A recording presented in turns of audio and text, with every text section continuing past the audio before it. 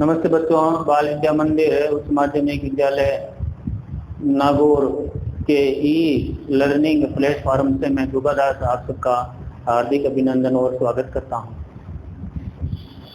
विज्ञान कक्षा 7 हम पढ़ते हैं स्वपोषी और विषमपोषी।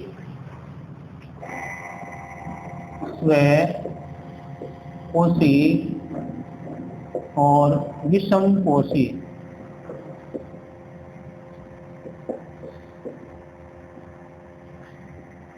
पोषण के आधार पर दो तरह के जंतु है। इससे पहले वाले वीडियो कालांश में मैं बता चुका हूं स्वपोषी और विषमपोषी किसे कहते हैं। स्वपोषी जंतु वे हैं जो अपना भोजन स्वयं बनाते हैं। हरे पादप, हरे पेड़ पौधे स्वपोषी मानते हैं। ये प्रकाश संश्लेषण की क्रिया के द्वारा अपना भोजन बनाते हैं।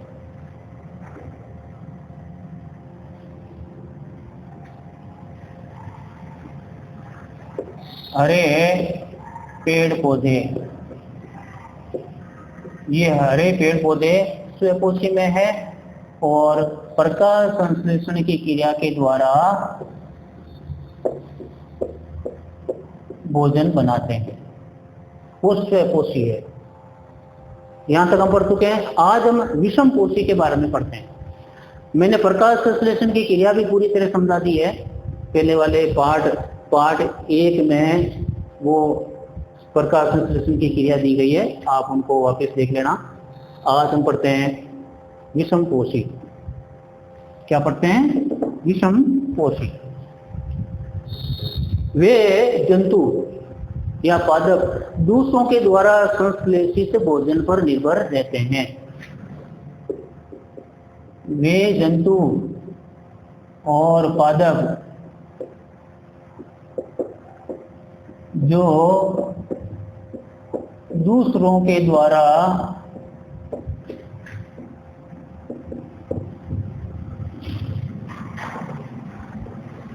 संश्लेषित भोजन सामग्री पर निर्भर रहते हैं। सामग्री पर निर्भर रहते हैं।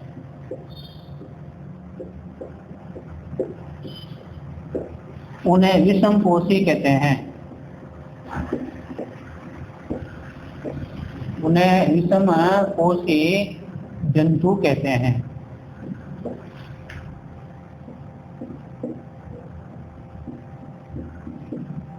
यानी ये अपना भोजन स्वयं नहीं बनाते, भोजन के लिए दूसरे पर निर्भर है।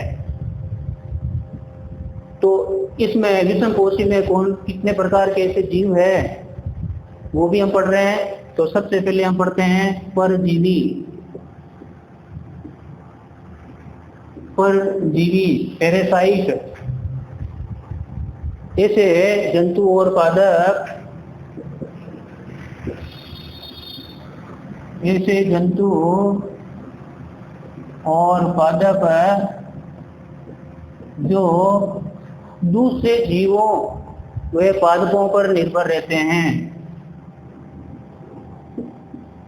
दूसरे जीवों और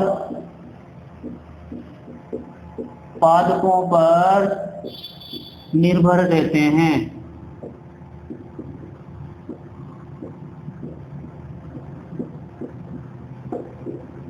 उन्हें परजीवी कहते हैं। परजीवी कहते हैं।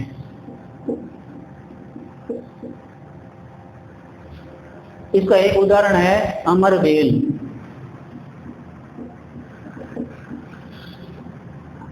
अमरबेल जो है वो दूसरे पादप पर उगती है।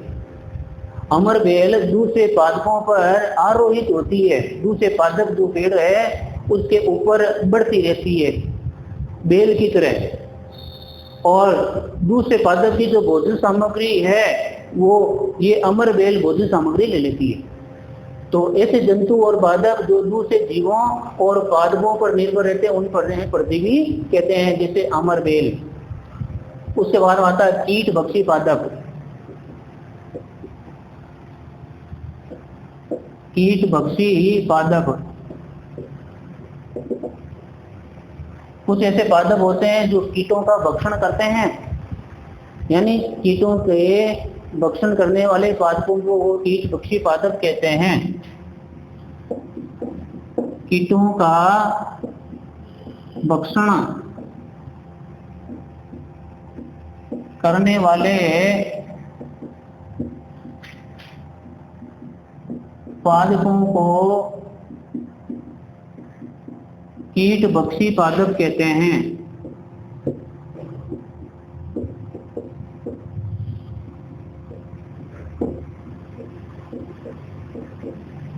कीटों का भक्षण या ऐसा कह सकते हैं कि ऐसे पादप जो दूसरे कीटों को खाते हैं, भक्षण करते हैं, जैसे पिचर, उदाहरण लिखता हूं,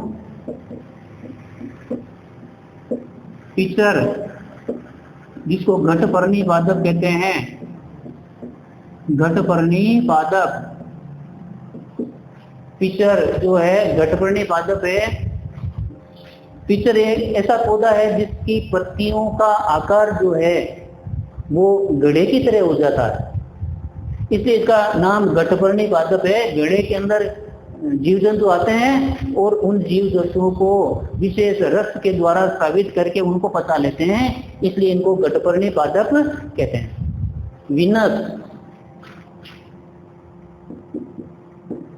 वीनस भी इस तरह का पौधा है जो दूसरे कीटों का भक्षण करते हैं, वीनस फ्लाई। और दूसरा आता है ट्रैप और सनड्यू। दूसरा है सनड्यू पादप, सनड्यू, सनड्यू पादप। ये ऐसे पादप है जो कीटों का भक्षण करते हैं। नंबर 3 आता है मृतजीवी। मृतजीवी पादप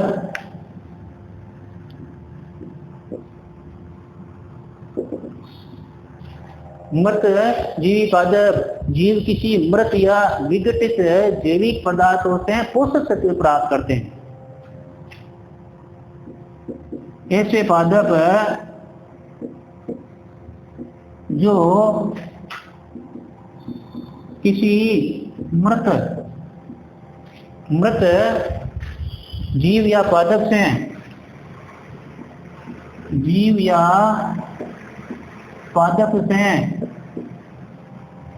मृत जीव या पादप से विघटित पदार्थों को भोजन के रूप में काम में लेते हैं। विघटित जैविक पदार्थों को भोजन के रूप में काम लेते हैं।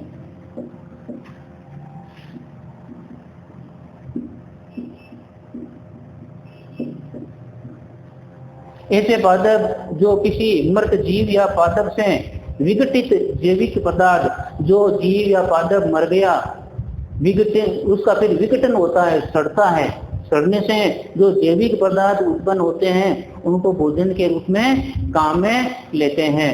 जैसे मशरूम,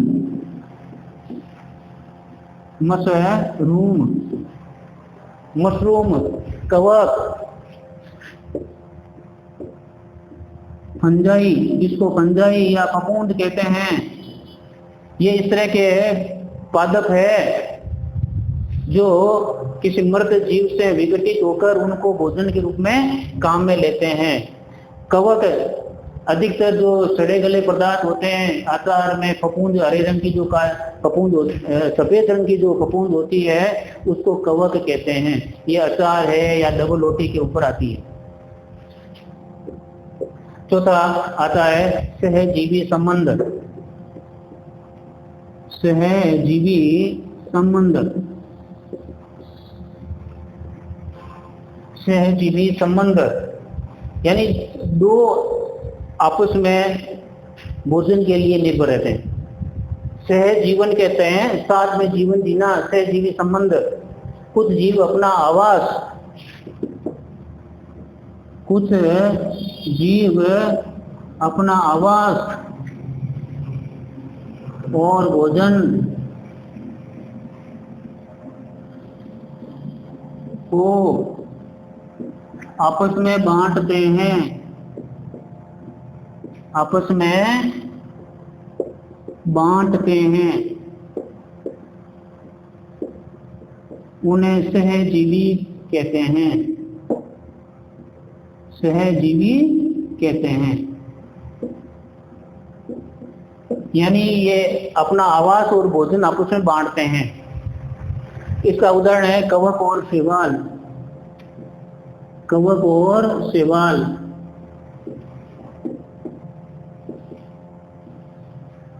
शैवाल एक हरे रंग का पदार्थ है जिसको आम बोलचाल की भाषा में काई कहते हैं। घरों के अंदर जहाँ पानी इकट्ठा होता है, हरे रंग की जो काई होती है उनको शैवाल कहते हैं। शैवाल और कवक आपस में सहजीवी संबंध है। कवक शैवाल को रहने के लिए आवास उपलब्ध कराता है। कवक क्या करता है? शैवाल को रहने के लिए आवास उपलब्ध कराता है और शैवाल उसको, कवक को भोजन देता है। तो इन दोनों में आपस में सहजीवी संबंध है। तो बच्चों आज इतना ही। आप सभी घर पर स्वस्थ रहें, सुरक्षित रहें और इनको नोटबुक में नोट करें। धन्यवाद।